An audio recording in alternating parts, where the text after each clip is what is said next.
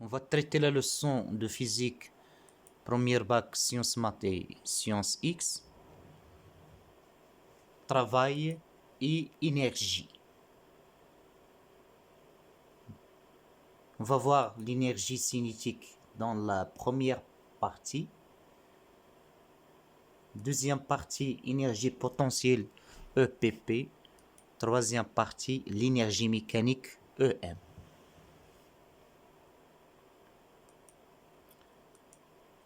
La partie 1, énergie cinétique d'un solide.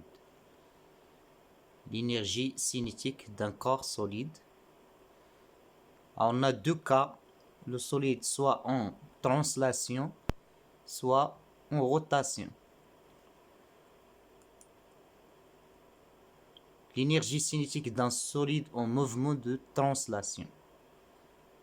Alors lorsque le solide il a une vitesse de translation notée V, à cause de la vitesse V, et il a une masse M, alors elle possède une énergie, c'est une énergie cinétique. Il s'appelle énergie cinétique notée EC.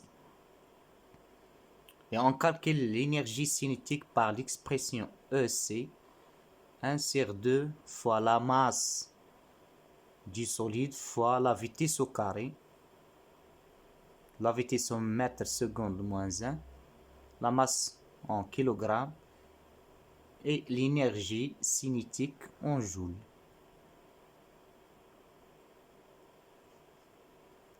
Alors, on donne un exemple.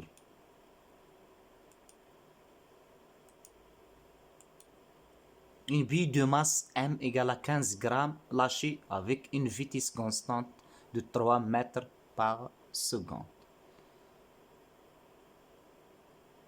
Alors, on a la masse et on a la vitesse. Alors, cette bille, il possède une énergie cinétique. Si c'est 1 sur 2 mv carré. 1 sur 2, la masse en grammes, alors c'est 15 fois 10 moins 3 fois la vitesse au carré, 3 au carré. C'est 6,75 10 moins 2 joules. Alors cette bille possède une énergie de 6,75 10 moins 2 joules. Un autre exemple, un skieur de masse M égale à 70 kg, de vitesse V égale à 9 km par heure. Alors on a la masse et on a la vitesse. Donc ce skieur possède l'énergie cinétique à cause des mouvements. Donc c'est 1 sur 2 mv carré, 1 sur 2 la masse 70, 9 km, 9 fois 10 à la puissance 3 en mètres, heure moins 1 c'est 3600 secondes. Le tout au carré, on trouve 218,75 joules. Alors le skieur possède cette énergie.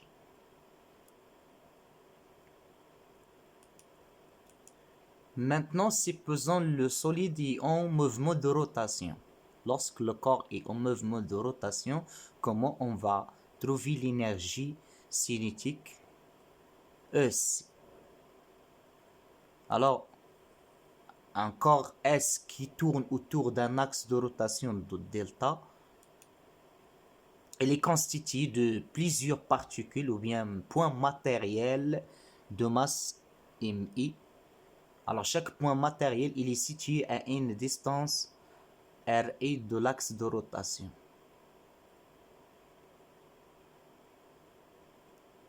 On a un solide, il contient une infinité de points M1, M2, M3, M4, MI. Chaque point matériel il a un mouvement circulaire de rayon RI. Chaque point matériel il a une masse petite MI. Alors, on peut calculer l'énergie cinétique de chaque point ponctuel ECI. Pour le point I, c'est 1 sur 2 la masse MI fois la vitesse VI au carré. Alors, dans le cas de la rotation, La vitesse linéaire du point I, c'est le rayon fois la vitesse angulaire oméga de rotation. Avec VI, c'est RI oméga. Oméga vitesse angulaire de rotation du solide. Alors on va porter l'expression V égale à RI oméga dans l'énergie cinétique ECI. Alors ECI, c'est 1 sur 2 MI RI carré oméga carré, RI carré oméga carré. Alors, ça c'est l'expression de l'énergie cinétique de chaque point I dans le solide.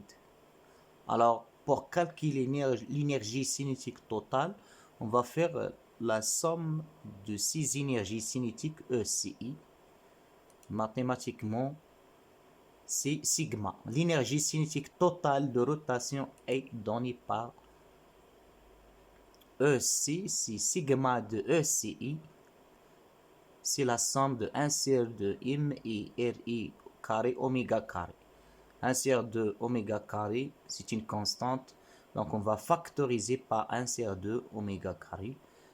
On trouve donc 1 sur 2 oméga carré fois sigma, la masse du point I fois le rayon RI au carré. Alors on note la grandeur sigma MI RI carré par J delta. C'est sigma MI RI carré. On trouve donc l'énergie cinétique, c'est 1 sur 2 oméga carré fois G delta. Alors finalement, l'énergie cinétique d'un solide en mouvement de rotation peut s'écrire sous la forme EC, c'est 1 sur 2 fois G delta fois oméga carré.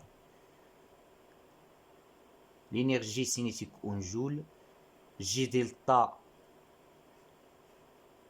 M c'est la masse, R c'est la distance au carré, donc kilogramme mètre carré.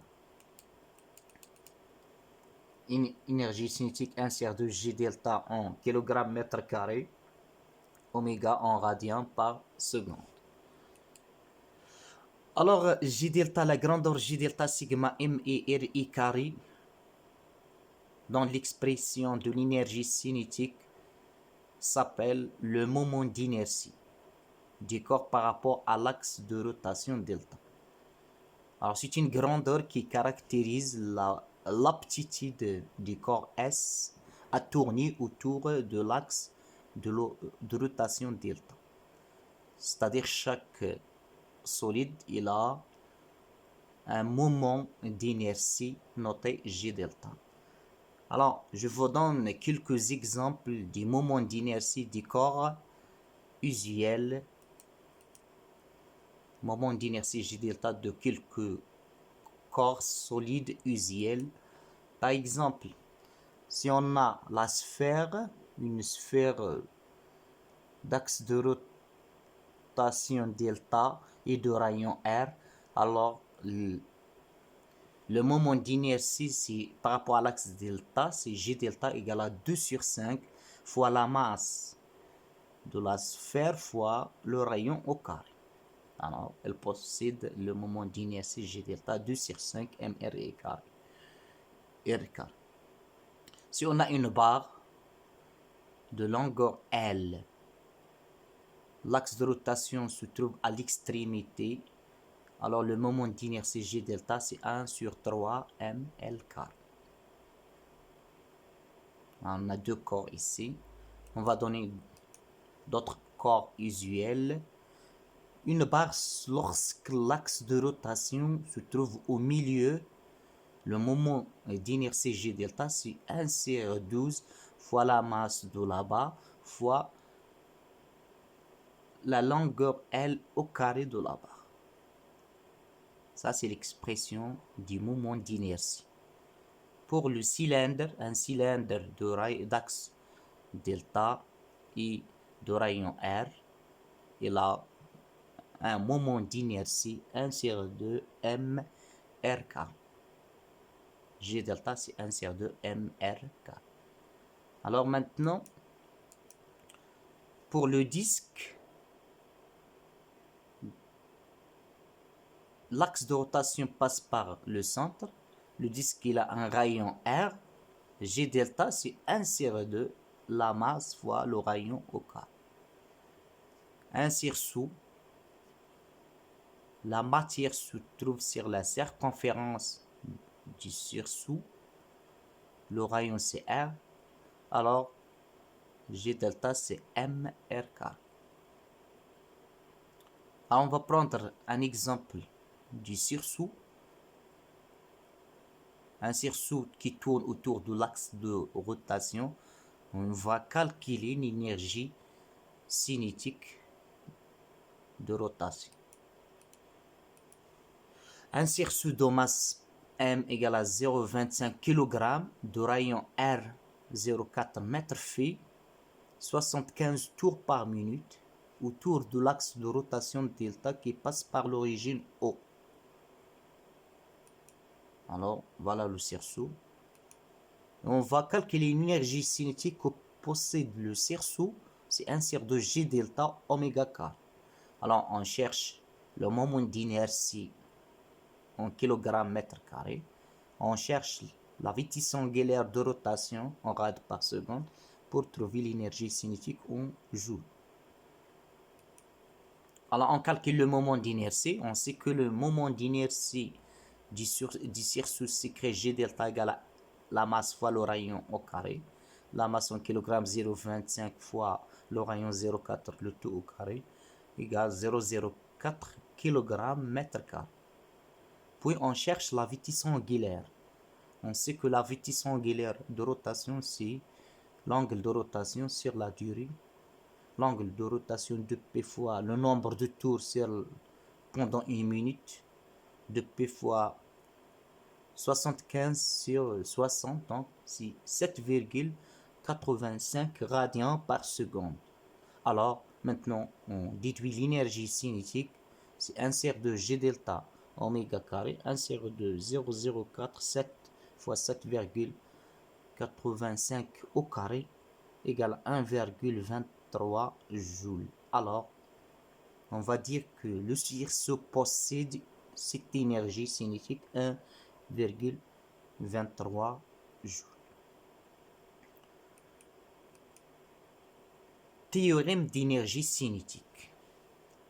Alors, le théorème permet de trouver la différence d'énergie cinétique entre deux instants T1 et T2, c'est-à-dire deux positions T1 et T2. Alors, dans un référentiel galiléen, la variation d'énergie cinétique delta EC d'un solide est égale à la somme des travaux des forces qui lui sont appliquées. C'est-à-dire, la variation d'énergie cinétique, c'est l'énergie cinétique finale à la position B, moins l'énergie cinétique initiale à la position A. C'est sigma de tous les travaux des forces qui est appliqué sur le solide. Alors, cette théorème permet de résoudre les exercices. On va voir dans la partie exercice comment on va utiliser cette donc l'écriture ou bien le théorème d'énergie cinétique.